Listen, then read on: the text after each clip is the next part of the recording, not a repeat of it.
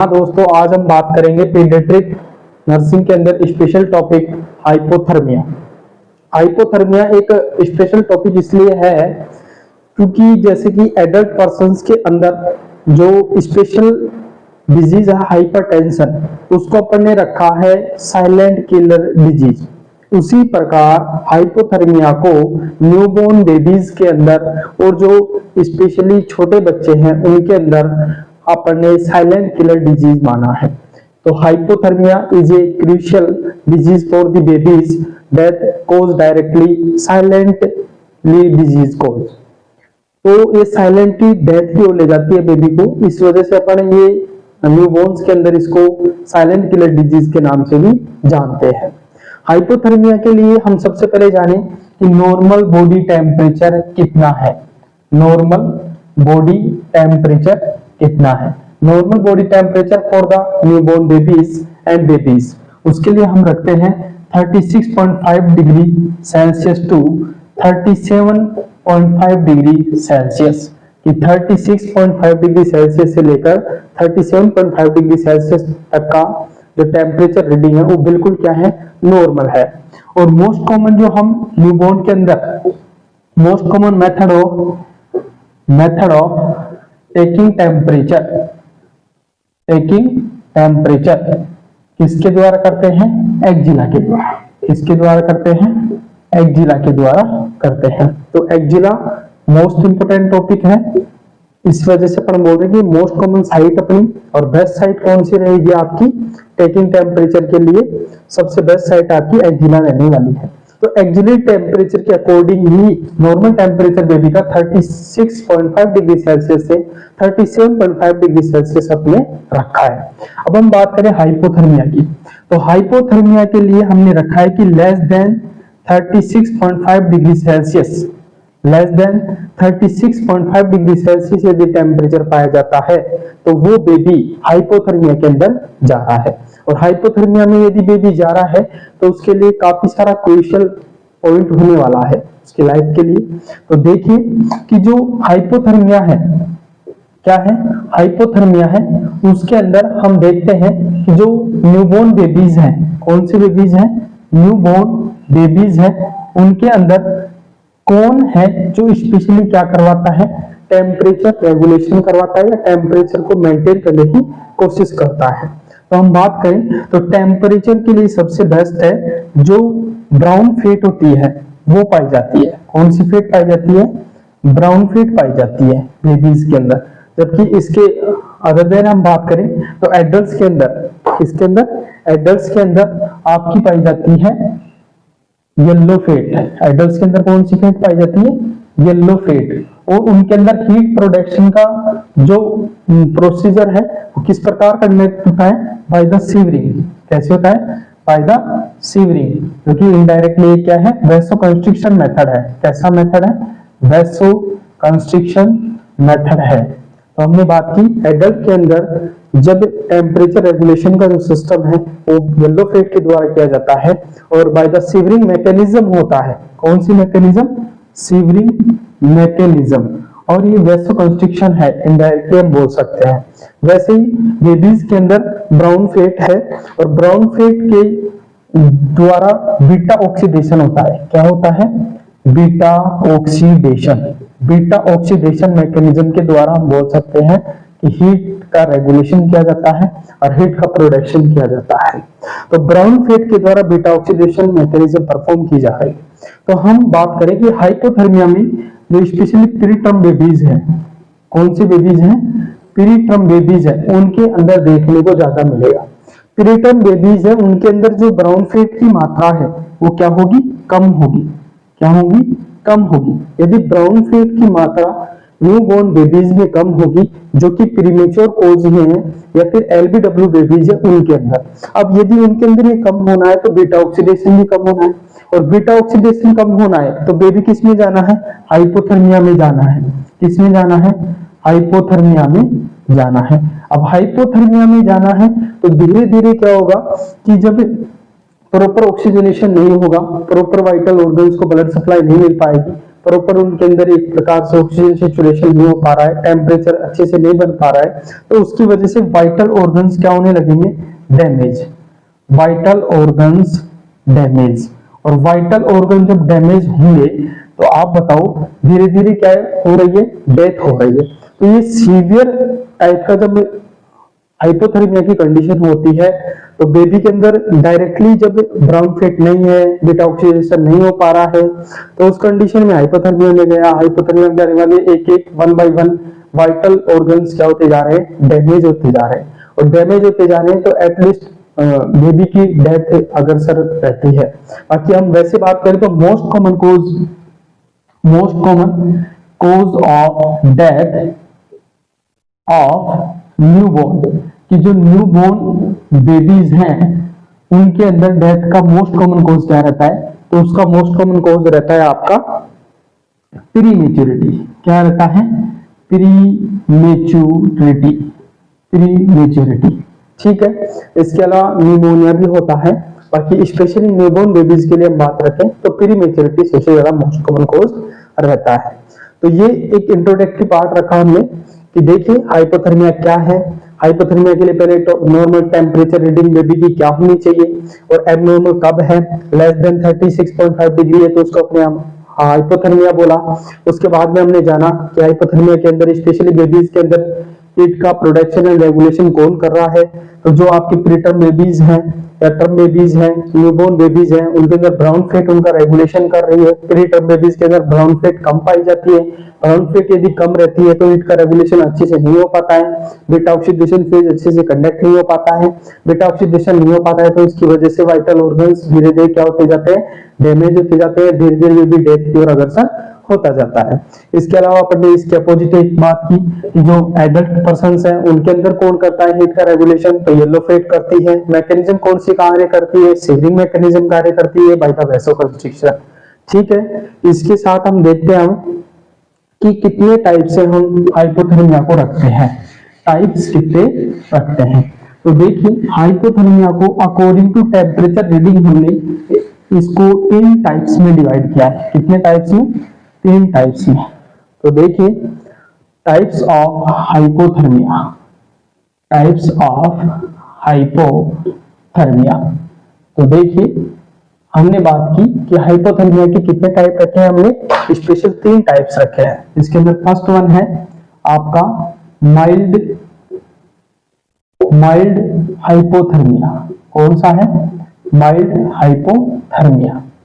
तो mild hypothermia उसका criteria जो हमने रखा है वो रखा है कि more than 36 degree Celsius and less than 36.4 degree Celsius. बोल सकते हैं कि 36 डिग्री सेल्सियस से लेकर 36.5 डिग्री सेल्सियस तक का जो टेम्परेचर है यदि बेबी का पाया जा रहा है तो ये स्लाइटली कम है, स्लाइटली डिक्रीज है, तो इसके लिए हम बोल सकते हैं जो कंडीशन है वो कौन सी है, माइल्ड हाइपोथर्मिया है। और माइल्ड हाइपोथर्मिया है उसी को हम किस नाम से जानते हैं, कोल्ड स्ट्रेस के नाम से भी जानते हैं। किस नाम से जानते हैं, कोल्ड स्ट्रेस के नाम से भी जानते हैं। उसके बाद में आता है आपका second number mild hypothermia. Mild hypothermia, mild hypothermia में क्या है कि जो माइल्ड हाइपोथर्मिया है उसके अंदर हमने जो टेम्परेचर रीडिंग रखा है वो थोड़ा बढ़ा के रखा है। उसका नॉर्मल ड्यूरेशन रखा है अपन ने 32 degree Celsius to 35.9 degree Celsius हमने इसका डाटा रखा है कि देखिए 32 डिग्री सेल्सियस से अबोव है और 35.9 डिग्री सेल्सियस अप टू है। तो इस बीच की रीडिंग यदि आपको देखने को मिलती है तो टेम्परेचर किस प्रकार का है, हाइपोथर्मिया में तो है ही है, इसी के साथ वो कौन सा टाइप का है, माइल्ड हाइपोथर्मिया है। उसके बाद में हम बात करते हैं सीवियर हाइपोथर्मिया।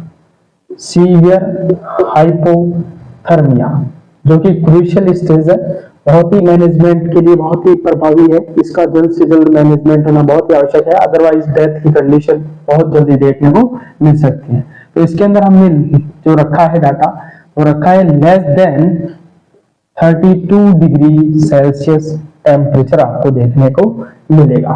तो देखिए अपन ने टाइप देखे हाइपोथर्मिया के, जो कि according to reading of temperature रखा है। According to reading of temperature के अंदर माइल्ड, मॉडरेट, और जो सेकंड नंबर है इसको देखिएगा, मॉडरेट रखा है अपन ने, मॉडरेट, मॉडरेट हाइपोथर्मिया। तो जो मॉडरेट रीडिंग है वो 32 degree Celsius to 35.9 degree Celsius है। सीवियर की लेस देन 32 डिग्री सेल्सियस है। माइल्ड की 36 degree Celsius to 36.4 degree Celsius है। तो देखिए इसका मैनेजमेंट तो बहुत इजी होने वाला है, बट इसका मैनेजमेंट थोड़ा टिपिकल है और थोड़ा इजी है, बट इसका मैनेजमेंट बहुत ही क्या है, घातक है, जो कि उन्हें बहुत ही कम समय लेता है। इसके बाद में हम बात करते हैं कि किस प्रकार हम टेम्परेचर को रेगुलेट रख सकते हैं, किस प्रकार हम टेम्परेचर से बचा सकते हैं। इसके लिए हम देखते हैं प्रिवेंशन ऑफ हाइपोथर्मिया। क्या देखते हैं? Prevention of hypothermia, prevention of hypothermia.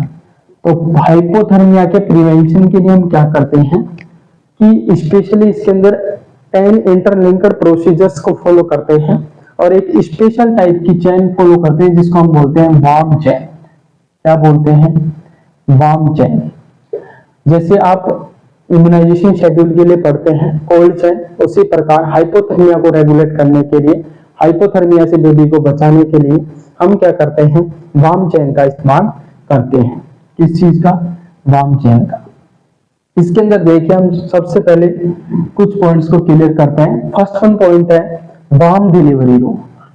क्या होना चाहिए? Warm delivery room. जो डिलीवरी रूम है वो क्या होना चाहिए? वार्म होना चाहिए। तो इसके लिए जो टेम्परेचर रखा जाता है वो 25 degree Celsius to 28 degree Celsius normal temperature हम डिलीवरी रूम का रखते हैं। उसके बाद में आता है warm resuscitation. Warm resuscitation. Resuscitation के अंदर हम क्या करते हैं कि रिससिटेशन के अंदर हम देखते हैं कि जो आप जब सीपीआर की कंडीशन आपको डेवलप करनी पड़ जाए, बेबी को रिससिटेट करना पड़ जाए, तो आप उस वक्त ध्यान रखिए कि बाय द आपकी बॉडी सरफेस जब टच करेगी तो कंडक्शन प्रोडक्शन का मैकेनिज्म है। तो रिससिटेट करने के लिए भी आप वार्म हैंड्स का इस्तेमाल करें, इसके लिए हम ये चीज रखते हैं। उसके बाद में इमीडिएटली ड्राइंग, इमीडिएटली ड्राइंग, कि आपको जल्द से जल्द क्या करना है? बेबी को ड्राइंग करना है। कि बेबी जैसे ही आफ्टर बर्थ हम क्या करते हैं? बिल्कुल उसको ड्राई करने की कोशिश रखते हैं और करना भी चाहिए। उसके बाद में हम करते हैं cover, cover the babies all surfaces, all surfaces, सभी सरफेसेस से बेबी को कवर करना है। ठीक है। और हम बात करें तो KMC का भी प्रॉपर ध्यान रखना है। KMC क्या है? Kangaroo, kangaroo mother care, kangaroo mother care. तो KMC है कंगारू मदर केयर। इसके अंदर हम क्या करते हैं? Skin to skin temperature maintain करने की कोशिश करते हैं, क्योंकि तो बहुत ही सस्ता एवं बहुत ही सरल उपाय है जिसको बाय द मदर कंडक्ट किया जा सकता है, फादर कंडक्ट किया जा सकता है, या कोई भी इसको KMC को कंडक्ट करा सकता है, फैमिली मेंबर या फिर नर्स जैसा भी है। तो KMC kangaroo mother care perform करना है, जिसका एक ही उद्देश्य है स्किन टू स्किन टेम्परेचर रहे, इमोशनल बॉन्डिंग बने रहे, ब्रेस्ट फीडिंग इंप्रूवमेंट रहे। तो हम इसके अलावा इसके अंदर ये भी रखते हैं कि बच्चे को प्रॉपर क्या करवाना है? ब्रेस्ट फीडिंग करवाना है। क्या करवाना है? ब्रेस्ट फीडिंग करवाना है। नेक्स्ट वन, प्रॉपर क्लोथिंग होनी चाहिए। क्या होनी चाहिए? Proper clothing and bedding, and bedding. और आपको क्या करना है? प्रॉपर क्लोथिंग रखना है और प्रॉपर बेडिंग करना है। एंड इसी के साथ हम रखते हैं रूमिंग इन। क्या करते हैं? रूमिंग इन, कि mother and baby together, mother and baby दोनों क्या रहे, साथ साथ रहे, इस चीज को अपन क्या बोलते हैं कि रूमिंग इन को फॉलो करते हैं। इसी के साथ हम बात करते हैं कि आप वार्म ट्रांसपोर्टेशन को मेंटेन करें। किसको करें? Warm transportation. ट्रांसपोर्टेशन का जो कार्य है वो हमेशा कैसा होना चाहिए? बिल्कुल वार्म तरीके से होना चाहिए। यदि आपको घर पे ले जाना है बेबी को एंड मदर को, तो भी आपको वार्म चाहे मेंटेन रखना है, प्रॉपर बंद गाड़ी आपको मेंटेन करनी है।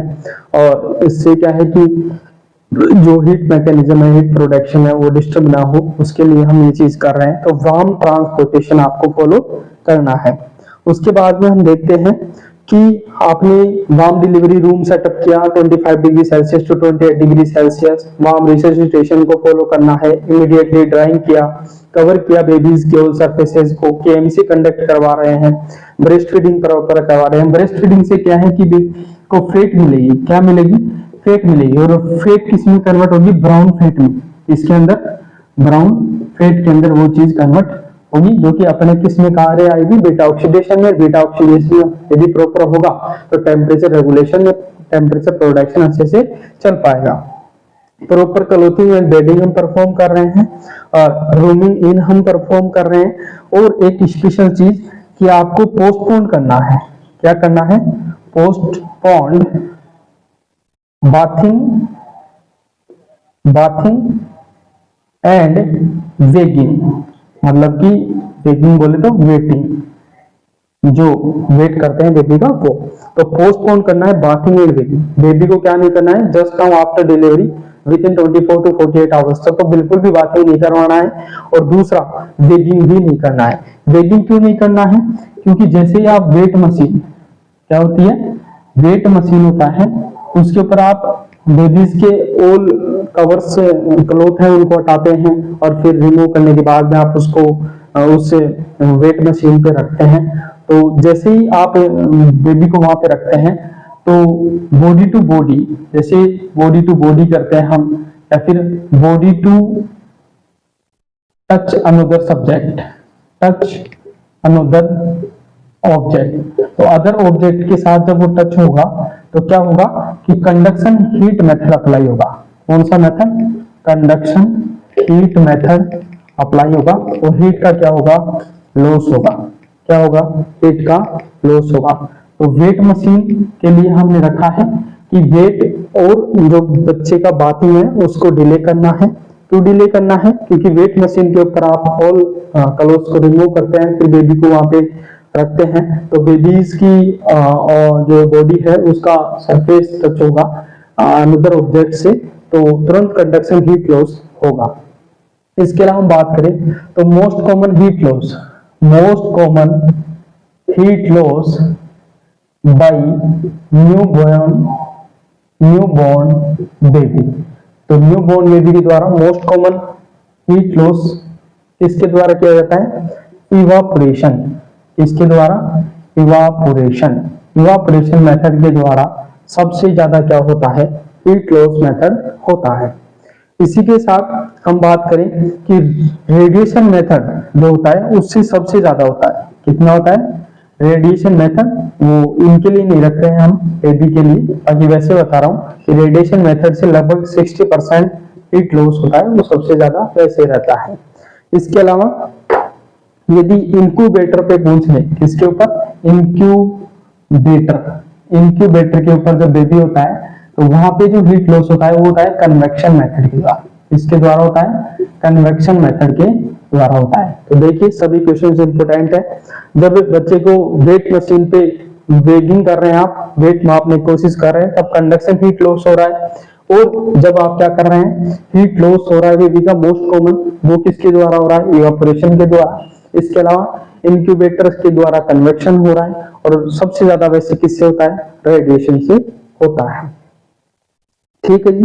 उसके बाद में हम देखते हैं कि इसका मैनेजमेंट किस प्रकार किया जाए।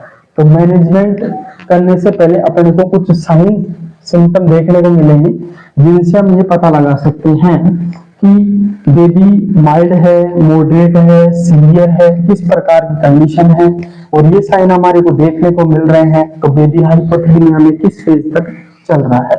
तो हम इसके अंदर देखते हैं अब क्लिनिकल मैनिफेस्टेशन।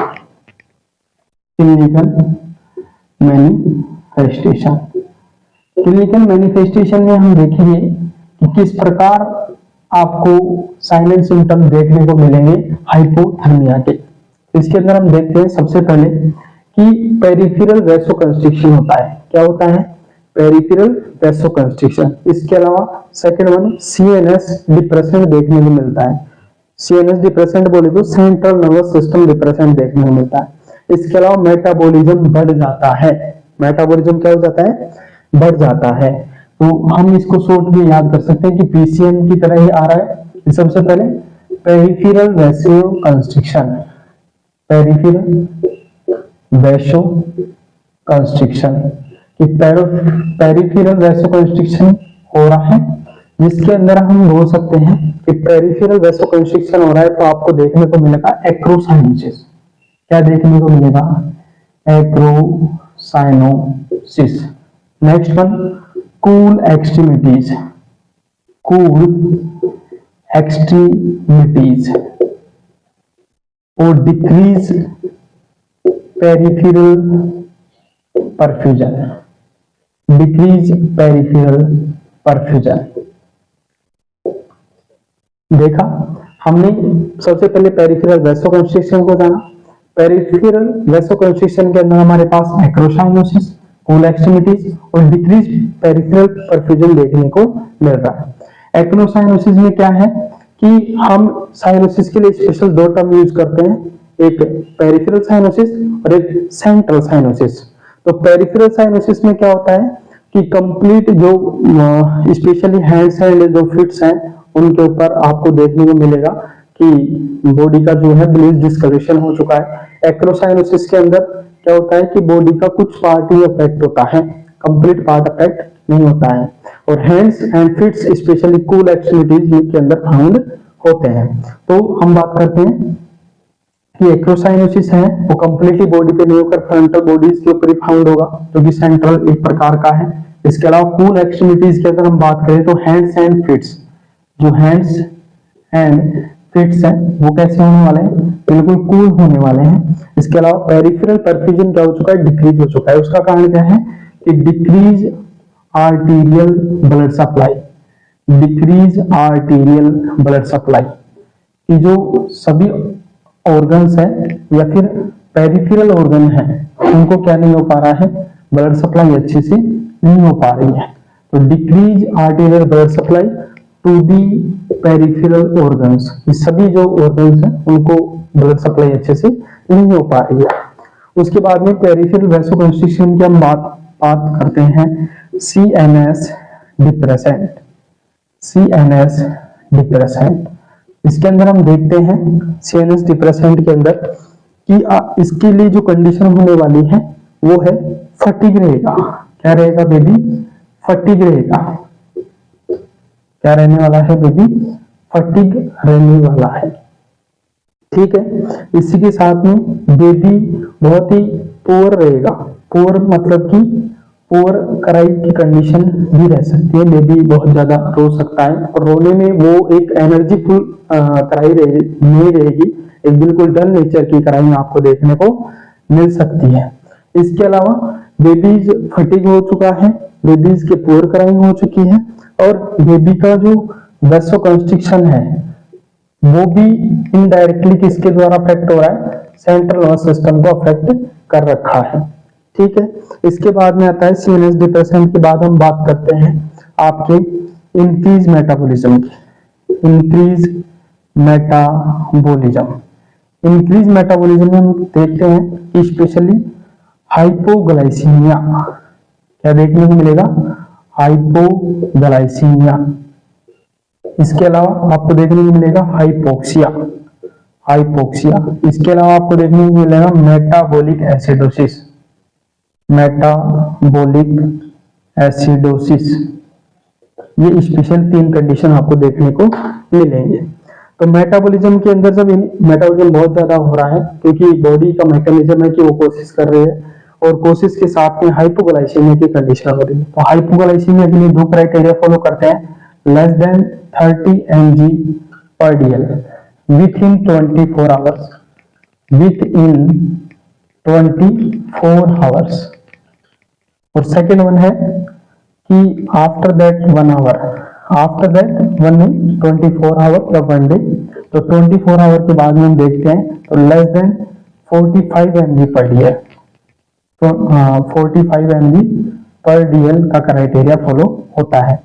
तो हाइपोग्लाइसीमिया के लिए यदि विथ इन 24 आवर्स देख रहे हैं और हाइपोथर्मिया कंडीशन है तो हम देखते हैं कि लेस देन 30 mg पर डीएल विथ इन 24 आवर्स, तो उस कंडीशन में हाइपोग्लाइसीमिया हम बोल रहे हैं। और दूसरा यदि सेकंड डे है, थर्ड डे है, तो उसके लिए हम रखते हैं कि 45 mg पर डीएल से कम है, वो जो कि आफ्टर 24 आवर है, थर्ड डे फोर्थ डे जब भी, तो उसके लिए हम रख रहे हैं हाइपोग्लाइसीमिया। इसके अलावा हाइपोक्सिया, क्योंकि प्रॉपर आर्टरी ब्लड सप्लाई नहीं हो पा रही है, पेरिफेरल वैसोकंस्ट्रिक्शन देखने को मिल रहा है उसकी वजह से।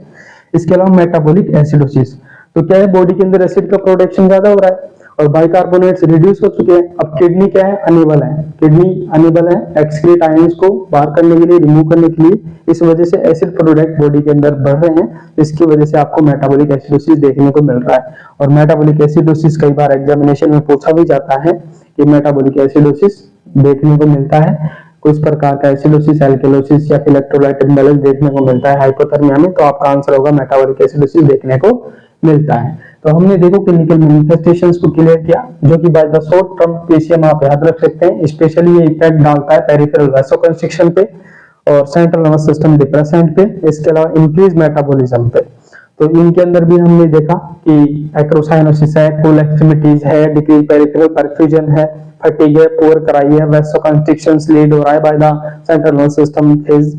इसके अलावा increase metabolism, hypoglycaemia, hypoxia, metabolic acidosis, ये कंडीशंस हमको देखने को मिल रही है। इसके बाद में हम बात करते हैं कि किस प्रकार हम इसका मैनेजमेंट परफॉर्म कर सकते हैं। तो जो मैनेजमेंट है वो भी हम इस प्रकार रखते हैं कि माइल्ड का माइल्ड के अकॉर्डिंग, मॉडरेट का मॉडरेट के अकॉर्डिंग और सीवियर का सीवियर के अकॉर्डिंग। तो हम देखते हैं आज सबसे पहले मैनेजमेंट की बाकी के अंदर कि किस प्रकार अपन माइल्ड का, हाइपोथर्मिया का, जिसको हम कोल्ड स्टेज पे बोलते हैं, मैनेजमेंट करेंगे। तो माइल्ड हाइपोथर्मिया के लिए अपने को क्या करना है, स्किन टू स्किन कांटेक्ट करना है। क्या करना है, स्किन टू स्किन कांटेक्ट करना है सबसे पहली बात, ठीक है। उसके बाद में आपको क्या करना है, टेम्परेचर रेगुलेशन करना है। टेम्परेचर रेगुलेशन का मतलब क्या है कि आप देखिए कि बाहर से खिड़की से हवा तो नहीं आ रही है, वेल मेंटेन्ड रूम है या नहीं है, ह्यूमिडिफायर एयर कितनी क्या है, वो कंडीशन आपको देखनी है। इसके बाद में 200 वाट 200 वाट का बल्ब आपको लेना है, ठीक है। इसी के साथ आपको क्या करना है कि यदि आपको आवश्यकता लगे तो आप क्या कर सकते हैं, हीट डिवाइसेस आते हैं कुछ जो कि बाय द रेडिएशंस क्या करते हैं, हीट जनरेट करवाते हैं, तो वो भी आप लाइट के हैवी सोर्सेज रहते हैं वो इस्तेमाल कर सकते हैं। इसके अलावा आप यदि माइल्ड भी अगर टिल 12 आवर्स या 6 आवर तक ट्रीट नहीं हो पा रहा है तो आप क्या कर सकते हैं, इंक्यूबेटर का इस्तेमाल भी कर सकते हैं। इंक्यूबेटर का इस्तेमाल भी आप कर सकते हैं, ठीक है। इसके बाद में बात करते हैं हम moderate hypothermia. Moderate hypothermia, moderate hypothermia की स्ट्रेटेजी के अंदर क्या है कि जो स्ट्रेटेजी आप माइल्ड हाइपोथर्मिया के लिए अप्लाई कर रहे हैं, जैसे कि स्किन टू स्किन कॉन्टेक्ट, इसके लिए हम केएमसी बोल सकते हैं। दूसरा, बल्ब भी आप इस्तेमाल कर सकते हैं। तीसरा, आप इंक्यूबेटर भी इस्तेमाल कर सकते हैं। Fourth one, radiant warmer, radiant warmer भी इस्तेमाल कर सकते हैं। देखिए हम स्पेशल दो डिवाइसेस अपने पास अवेलेबल है, इंक्यूबेटर और रेडिएंट वार्मर। थोड़ी सी बात इनकी की जाती है, तो हम देखते हैं कि जो इंक्यूबेटर है, क्या है इंक्यूबेटर, वो क्या है, एक प्रकार का क्लोज सिस्टम है। ऐसा सिस्टम है, क्लोज सिस्टम है। इसके अंदर हम क्या करते हैं कि क्लोज सिस्टम रहता है, ये एक प्रॉपर डिवाइस होता है और इसके अंदर यहाँ पे हम बेबी को रखते हैं और ऊपर से स्पेशली इसके अंदर क्या रहते हैं कि एयर के कुछ जो स्पेशल एयर होती है, इसके अंदर ड्राई टाइप की एयर रहती है, ड्राई हीट रहती है और इसके लिए ओपन विंडोज रहते हैं जो कि क्लोज सिस्टम के द्वारा एंटर रहते हैं। तो ये पूरा एक क्लोज सिस्टम रहता है, इस वजह से इसको अपन क्लोज सिस्टम भी बोलते हैं और इसके द्वारा हीट रेगुलेशन किया जाता है। और इसके लिए हीट रेगुलेशन करते तो कई बार पूछा भी जाता है कि इंक्यूबेटर बेस्ट है या फिर रेडिएंट वार्मर बेस्ट है। तो बेस्ट है इंक्यूबेटर। ये क्यों है? क्योंकि to prevent insensible water loss, क्या करवाता है?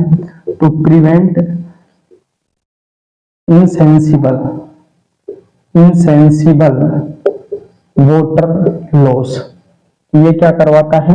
इनसेंसिबल वाटर लॉस से आपको प्रिवेंट करवाता है। ओके, इसलिए ये क्या है? बेस्ट है। क्या है? बेस्ट है। इसके अलावा हम बात करें तो देखा जाता है कि 20 से 30 लीटर पर मिनट, 20 से 30 लीटर पर मिनट आपको अराउंड सर्कुलेट एयर चलती है, अराउंड सर्कुलेट एयर चलती है। तो इसके अंदर पूछा भी जाता है कई बार कितना एयर का एवरेज रखते हैं हम, तो इसका एयर का एवरेज लगभग 20 से 30 लीटर पर मिनट अराउंड सर्कुलेट एयर रहती है इंक्यूबेटर के अंदर। दूसरी बात आती है रेडिएंट वार्मर। रेडिएंट वार्मर, तो रेडिएंट वार्मर के लिए हम देखते हैं कि रेडिएंट वार्मर जो है उसके लिए हम सबसे पहले जो बात बोलेंगे तो इस प्रकार बोलेंगे कि जैसे कि इंक्यूबेटर क्या था? Close system. वैसे रेडिएंट वार्मर क्या है? Open system. कैसा सिस्टम है? Open system. और इसके अंदर जब इस्तेमाल किया जा रहा है वो क्या है? आपकी मॉइस्ट हीट है। कैसी हीट है? मॉइस्ट हीट का इस्तेमाल हम इसके अंदर करते हैं। और इसके अंदर क्या रहता है कि जैसे मान लीजिए ये बच्चा है और ये उसका वो है, उसके अंदर वो लेटा हुआ है और ये यहाँ पे है और ऊपर से कुछ डिवाइसेज आते हैं। क्या आते हैं? डिवाइसेज आते हैं और इन डिवाइसेज के द्वारा हीट दी जाती है, इनके द्वारा हीट दी जाती है। इसको हम बोलते हैं रेडिएंट वार्मर। तो ये एक प्रकार का ओपन सिस्टम है। क्या है? ओपन सिस्टम है। क्यों है? क्योंकि हीट डिवाइसेज अलग है और जो पालना आता है बच्चे का, जिसके अंदर बच्चा लेटा हुआ है, वो अलग है। ठीक है, इस प्रकार ये क्या है? ओपन सिस्टम है। दूसरा ये हमने रखा कि एक ही सिस्टम है, उसके अंदर क्या है? वहीं पे क्या है कि हीट के कुछ डिवाइसेस लगे हुए हैं। ये क्या है? हीट के कुछ डिवाइसेस लगे हुए हैं जो कि एयर को और हीट को सर्कुलेट करने की कोशिश कर रहे हैं और इसके अंदर 20 से 30 लीटर पर मिनट एयर सर्कुलेशन भी चलता रहता है बाय द बेबी अराउंड। तो ये चीज रहती है आपके हीट लॉस को लेकर। तो हमने रखा मॉडरेट हाइपोथर्मिया के अंदर कि जो मैनेजमेंट आप माइल्ड हाइपोथर्मिया के लिए कर रहे हैं वो तो आप करेंगे, इसी के साथ इंक्यूबेटर रेडिएंट वार्मर का इस्तेमाल भी आप कर सकते हैं। और इसके अंदर हम ये करते हैं कि मॉनिटरिंग को बढ़ा देते हैं। मॉनिटरिंग को क्या करते हैं? इंक्रीज करते हैं। क्या आप प्रॉपर मॉनिटरिंग करते रहिए जिससे कि हम पता करते हैं कहीं कि बेबी के वाइटल ऑर्गन्स डैमेज तो नहीं होते जा रहे हैं, हीट इंप्रूवमेंट हो रहा है या नहीं हो रहा है, हाइपोथर्मिया की कंडीशन जैसी चल रही थी वैसी ही है या और ठीक है, वो चीज आपको देखनी है। उसके बाद में हम देखते हैं लास्ट वन आपका सीवियर हाइपोथर्मिया। सीवियर हाइपोथर्मिया इस प्रकार माइल्ड का मैनेजमेंट है। उसके बाद में बात आती है सीवियर हाइपोथर्मिया का management.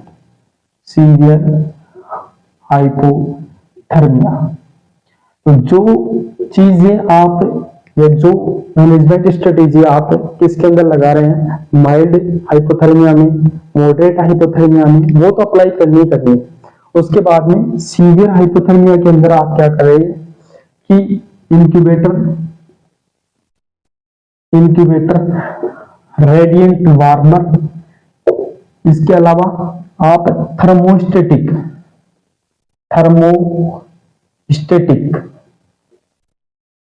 Radiant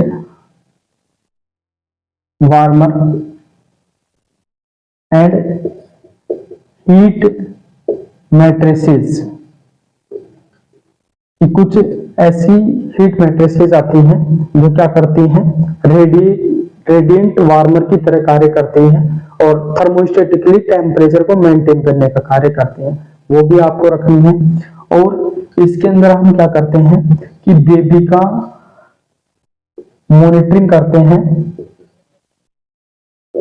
BP, heart rate and glucose, इनका रेगुलेशन या फिर चेकअप इसलिए किया जा रहा है बार बार कि आप ये देख पाए कि वाइटल साइन जो है वो या वाइटल ऑर्गन जो है वो किसी प्रकार से डैमेज तो नहीं चुके हैं और सीवियर हाइपोथर्मिया किस स्टेज तक कंडक्ट हो चुका है, ये लेस देन 32 डिग्री सेल्सियस है, तो उसके अंदर भी हम इंप्रूवमेंट हो रहा है नहीं हो रहा है। यदि इसका जो मैनेजमेंट है वो बहुत ही कम समय में किया जाना आवश्यक है, यदि आप तुरंत नहीं कर पाते हैं तो इसके लिए आपको बड़ी हानि देखने को मिल जा सकती है।